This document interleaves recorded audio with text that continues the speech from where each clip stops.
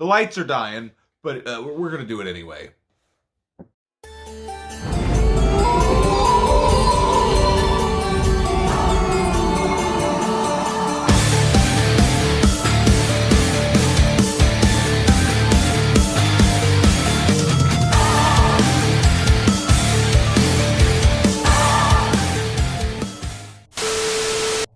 Hey everybody, it's Drewski McGillicuddy, and before I'm sitting in total darkness, I'm going to try to bust out this Found in the Wild video, because it's been like a week or two since I did one, and I found some good stuff, maybe. Maybe you'll like it, I don't know. Stay tuned to find out. First up is a movie that came out when I worked at Blockbuster that for some reason I never got around to watching, called We Own the Night. And I don't really know too much about this movie other than the fact it's got Mark Wahlberg and Joaquin Phoenix and Eva Mendes and Robert Duvall. And it's about one guy's a cop, the other guy's an asshole or something like that. I don't know. I didn't read the back of it. Then I remember this movie coming out to the theater and nobody went to see it. Chris Stuckman said that it was worth a watch. So I figured for $3 at the Goodwill, it could sit on the shelf for the rest of its life. I don't fucking know.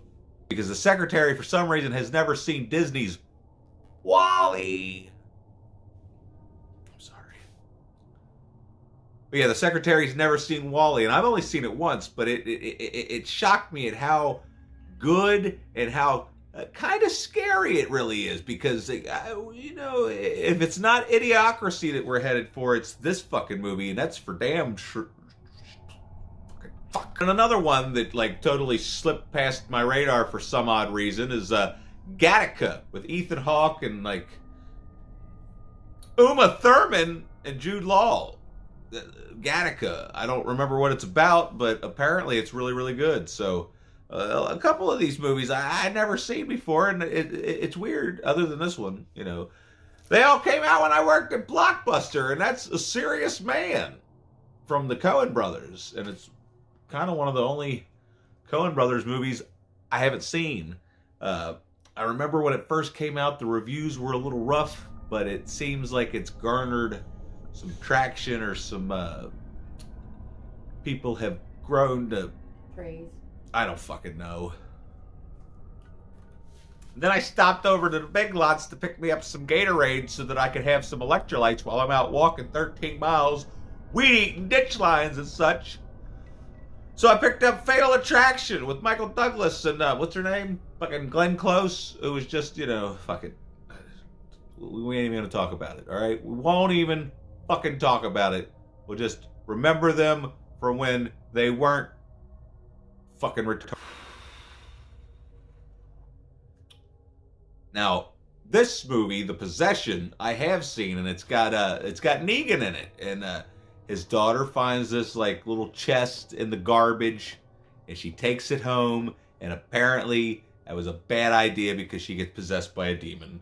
And this is one of the better, like when I went into this, I had low expectations, thought it was going to suck because I'm pretty sure, yeah, it's PG-13. PG-13 horror, you know how those go. But every once in a while you get a little gem like this.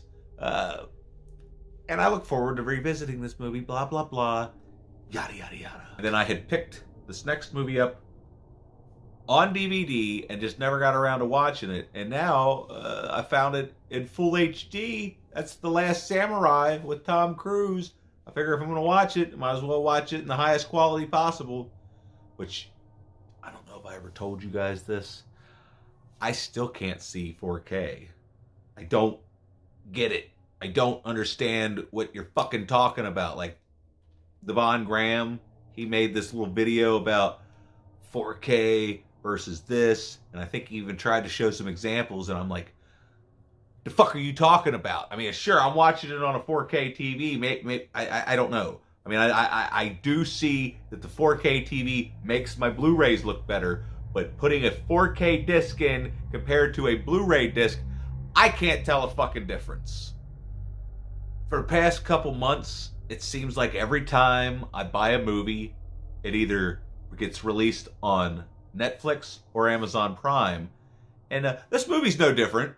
The Car from 1970-something just got released. Well, actually, it's been on Netflix, but the price was so good, and it's an Arrow release, and you know how much I like my Arrow releases because they something, I don't know, they look really cool.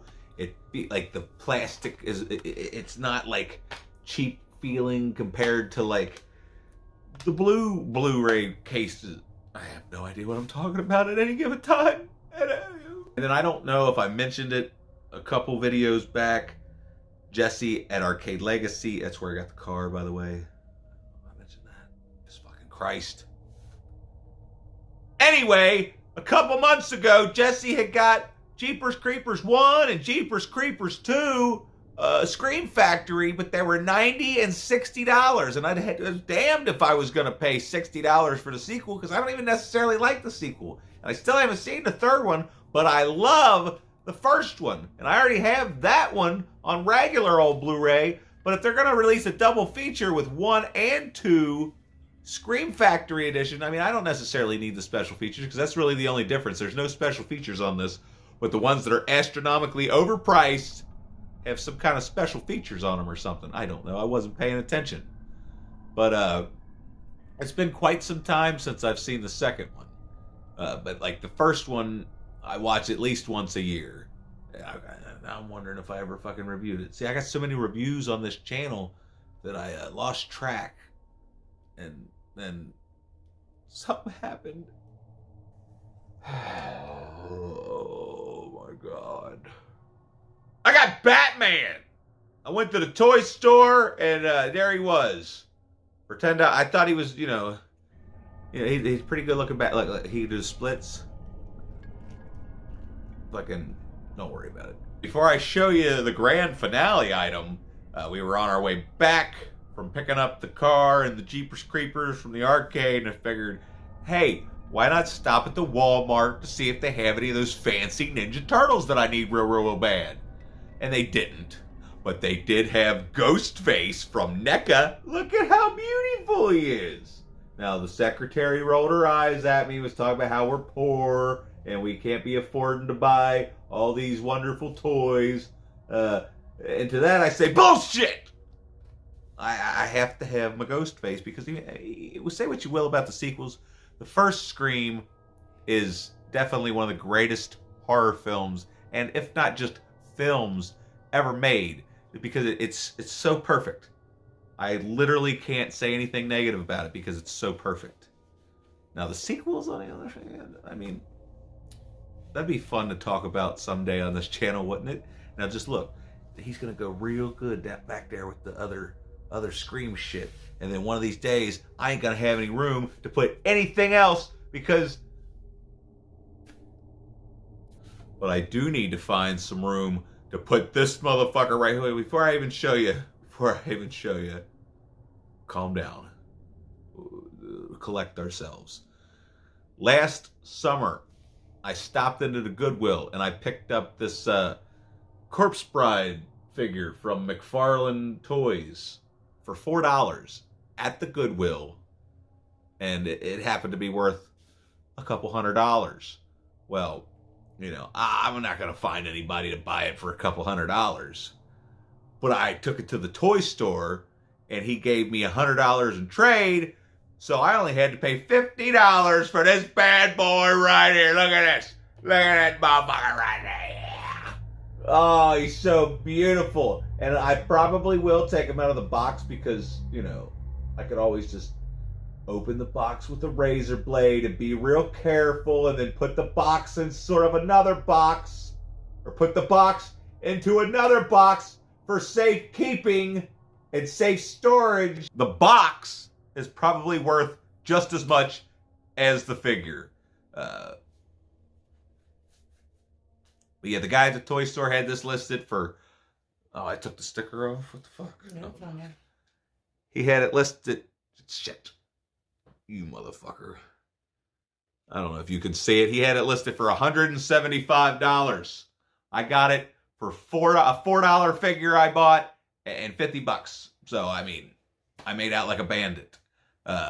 Plus, I had to have it. Believe it or not, everybody, he had the Trick or Treat Studios Michael Myers from part 1 and part 4, and they were badass. but one was like 150, the other one was 140, and it was like, I'll be damned if I'm going to choose Michael Myers over Freddy Krueger. Even though, for the most part, the Michael Myers, like the attention to detail, not that this isn't attention to detail, it's just, there's just something about the Trick or Treat Studios and just, yeah, it was overall slightly better. But, you know, it's Freddy Krueger. I'm not going to fucking, like I said, pick Michael Myers over Freddy Krueger. That would be ignorant. Okay? So, anyway, that's my holy grail item. Maybe one of these days we'll do an unboxing video or something. Who knows? And before I go, you might have seen my Mortal Kombat movie review. And the more I think about it, the more it still bothers me. But I'm not the only one, okay? I see all these people talking about, oh, it's good enough for who it's for, or, oh, I really, really liked it, or, oh, blah, blah, blah, blah, blah, blah, blah. Well, my buddy Luke that sent me this Dawn of the Dead right here, he also reviewed the movie, and he feels a lot like I do, except he was a lot more angry than I was. So I'm going to leave a link in the description because I promised him I'd let all you know about his channel. And here I am, absent-minded, can't remember the name of it, but I can remember to put the link down there so you can click the link for Luke Lambert's channel and go watch his fucking Mortal Kombat review. Anyway, if you've liked all this stuff, there's the fucking buttons. Now push them or I'll punch you in the mouth. No, but on a serious note, I could use $1 or $2 down here, this Patreon link, because I need better lights because these things keep dying on me because I'm too lazy to charge them. Anyway, get the fuck out.